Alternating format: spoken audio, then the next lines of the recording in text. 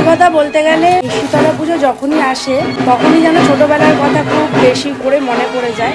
এই শীতলা পুজো নিয়ে দুর্গা পুজোর মতন কিন্তু ছোটবেলায় এক্সাইটেড থাকতাম কতক্ষণে শীতলা পুজো আসবে আর সবাই মিলে তেল কালেক্ট করব, চাল কালেক্ট করব। তখন কিন্তু মনের মধ্যে আর থাকে না এই ট্যান পড়বে রে, এই কালো হয়ে যাবো রে, এই রোদের মধ্যে মাথা ঘুরে পড়ে যাবো রে, কিচ্ছু থাকে না। তখন মুখ চোখ লাল হয়ে যেত। এক প্রকার তখন মায়ের বকা খেয়ে মার খেয়ে বাড়িতে ঢুকতে হতো, তাও ঢুকতাম না। তারপর আবার সন্ধ্যাবেলা বিকালবেলা আইসক্রিম খাওয়ার তাড়াহুড়ো থাকতো। সত্যি কোথায় গেল যে সেদিনগুলো।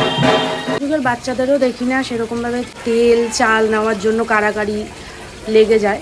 সত্যি আগে ছোটোবেলা ভাবতাম কতক্ষণে বড় হবো, কিন্তু এখন ভাবি কেন বড় হলাম।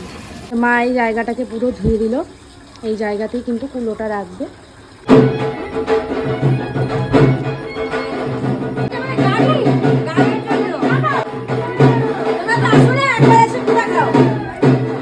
আজকে হচ্ছে আমাদের পাড়াতে শীতল পান্তা।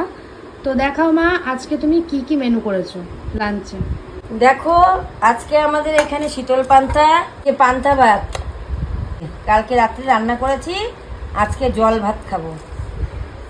এই হচ্ছে ডালের বড়া, ওর কাকুকে ওখানে খেতে দিয়েছি, ওর কাকু বসে গেছে খেতে। এটা হচ্ছে কুমড়া সজনা আলু দিয়ে আর বড়া ভেজে তরকারি। এটা হচ্ছে চাটনি টমেটো দিয়ে। এই হচ্ছে টক দই। আর এটা প্যাকেট খুললাম না, এই যে আলুর চিপস। হচ্ছে শুকনো লঙ্কা ভাজা, এই হচ্ছে গন্ধ লেবু। আমার খাওয়াতে গন্ধ লেবু আর এখানে শুকনো লঙ্কা, এটাই মেন। তো আজকে আমাদের শীতল পান্তার দিনে এই রয়েছে মেনুতে।